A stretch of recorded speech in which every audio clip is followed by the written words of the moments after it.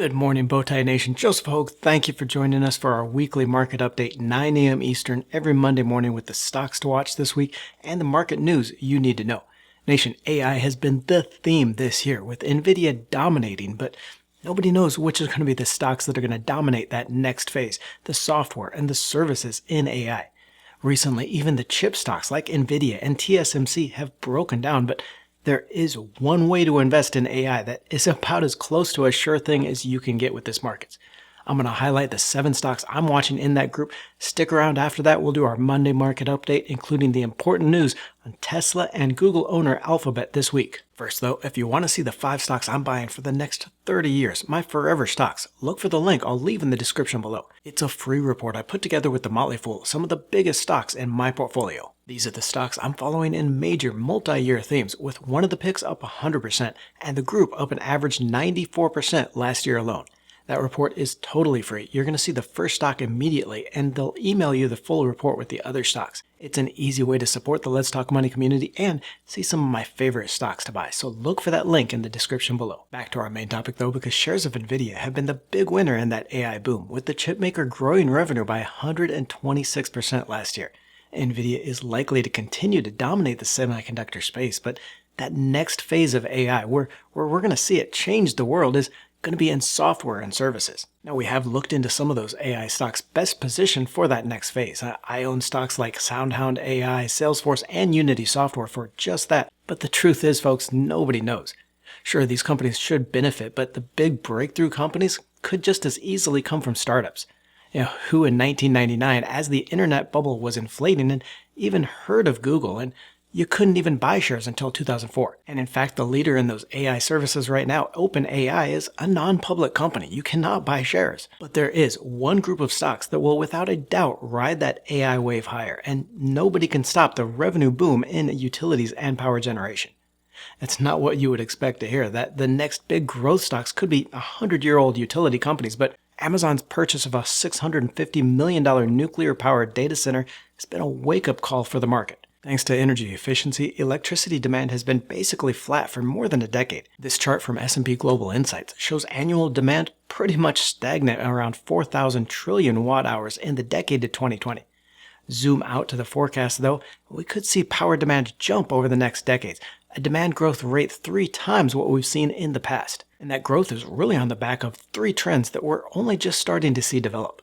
First, the onshoring of manufacturing as factories come back to the US from China. Second, the boom in crypto mining, which now accounts for as much as 2% of the nation's electricity use, and where power demand has jumped 35% in the last 6 months to 19,000 megawatts a week. More than anything, though, is the rise in artificial intelligence and the immense amount of electricity demand forecasted to run those acres of data centers. PJM Interconnection, operator of a wholesale electrical market around Virginia, a data center hub, expects electricity demand to grow 2.4% a year for the next decade. That is 6 times the average growth we saw in the 5 years through 2021. And Southern Company, a utility serving manufacturing hubs in Georgia, recently upped its previous forecast through 2030 by 17-fold, now expecting more than 6,600 megawatts of growth to the end of the decade. I'm going to highlight the 7 stocks that could benefit from this, but it looks like nuclear power generation is coming out the big winner here. Now, nuclear companies generally have more excess capacity, meaning they can generate more electricity than what they've obligated to sell to residential customers. And that generation is continuous, not depending on the sun or wind like other renewables. The power purchase agreements between nuclear generator Talen Energy, ticker TLNE, and Amazon last month for its data center appears to have been for a premium of at least 50% over what the provider usually gets on the market. Now, analysis by S&P Global Ratings highlights 3 other producers with that excess capacity. Vistra Corporation, ticker VST, which has capacity in coal, nuclear, and natural gas. Energy, ticker NRG, which, while it does have that nuclear capacity, has less excess capacity than some of these other providers because it does have that commitment to its residential customers.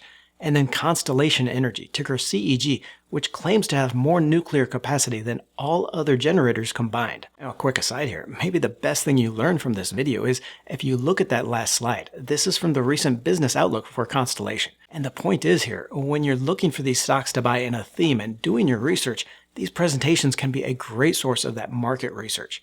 If you look here, Constellation is basically showing you exactly the other companies you should be researching. Here they're showing you in that first graphic companies with nuclear generation capacity. So CEG, VST, PEG or Public Service Enterprise Group, NEE, NextEra, TLN, Talon Energy, which made that deal with Amazon, and D, Dominion Energy. So as you're looking through these themes and stocks to buy, start looking through these company presentation reports. Just type in Google the name of the company plus investor relations.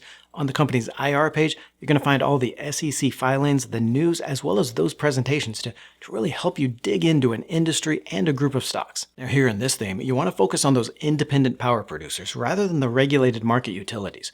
The independent utilities are generally going to have more excess capacity and can sell that to commercial buyers, whereas the regulated market utilities, those companies, mostly have their capacity earmarked for their residential customers. So besides those initial three stocks, PEG also has nuclear capacity that could be used for those data centers.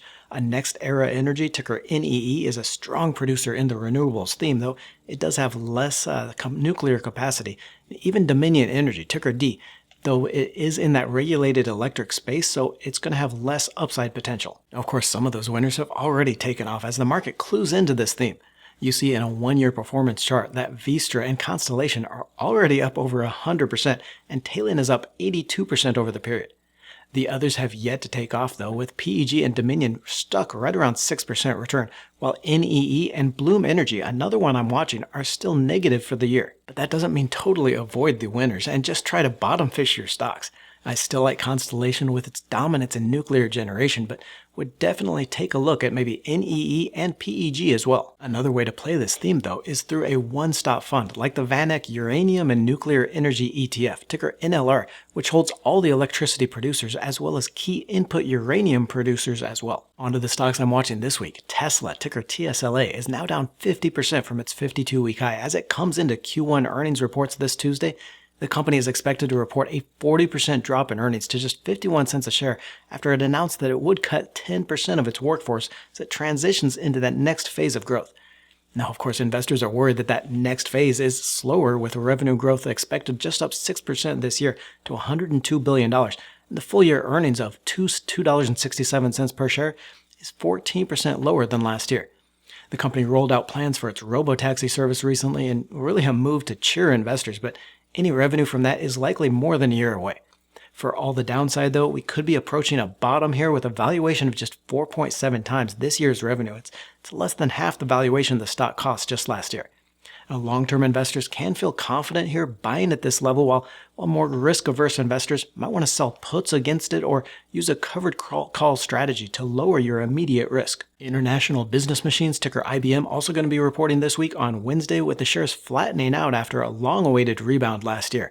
I believe IBM may be one of the last undiscovered opportunities in AI stocks and could easily surprise the market on current expectations of just 2.8% revenue growth this year and 4% next year. Despite last year's big run in the stock, the valuation of 2.6 times this year's expected revenue is still really low here. Meta Platforms, ticker META, the old Facebook, also reporting earnings Wednesday after releasing its update to its Llama 3 AI assistant last week. Now, Meta has taken the unique road of open sourcing its AI model, which could help it attract developers and train that model faster versus other models like OpenAI and Alphabet's Gemini. Initial reviews are very good for this model and add to the outlook for the stock, already expected to grow revenue by 17% this year and boost earnings by 35% to $20 per share. So even though it's had that recent run, I still like shares of Meta. Alphabet, ticker GOOG, is also likely to update the market on its AI ambitions when it reports earnings on Thursday.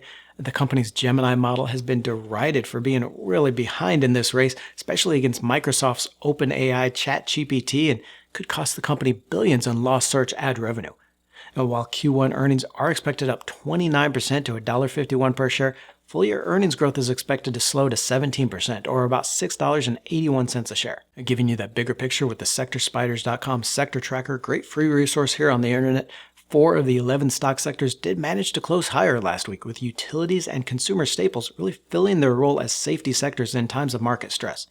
Now, strength in financials and healthcare really seem to be more like a bounce off sell-offs from last couple of weeks rather than any real market-beating outlook. Utilities are now up 7.3% over the last 3 months, nearly 3 times the return on the overall market. And I think this could be an investor's best friend for not only that safety during a market pullback, but also the upside potential that we talked about in that electricity demand. While stocks have stumbled lately on the idea of those higher rates for longer, data this week should show that the economy and corporate profits might not give a damn. Wall Street is still forecasting 2 or 3 rate cuts this year, a disappointment from 6 expected cuts that has sent the stocks lower by more than 5% from the highs, but there will come a point when broader fundamentals just push this market higher. Case in point, orders for durable goods, so those long-term use manufactured goods like appliances, are going to be out Wednesday, are expected to show an increase of 2.8% from just 1.3% growth last month. Doesn't seem like high borrowing costs are really hitting corporate borrowers or the economy just yet. Now, Friday, of course, is going to bring the all-important Personal Consumption Expenditures Report, the PCE. That's the preferred measure of inflation used by the Fed. The expected headline number of 2.6% year-over-year inflation is going to be slightly higher than last month's 2.5 reported, but while the core inflation of 2.7% slightly below the 2.8% reported last month. So all in all, if it comes in as expected or even below, would be a relief that inflation may not be running quite as hot as thought lately. More importantly than all this, though, is Q1 earnings really start heating up this week with 138 of the 500 companies in the S&P 500 reporting profits. If earnings come out above expectations, as they almost always do, then it could be a further sign that a healthy economy doesn't really need lower rates to send stocks higher. Get your free report and see the stocks I'm buying for the next 30 years, my forever stocks, with the link in the description below. The group is up 94% last year alone and has a lot more room to run. Or click on the video to the right to see my strategy for buying Nvidia for just $100 a share. Don't forget to join the Let's Talk Money community by tapping that subscribe button and clicking the bell notification.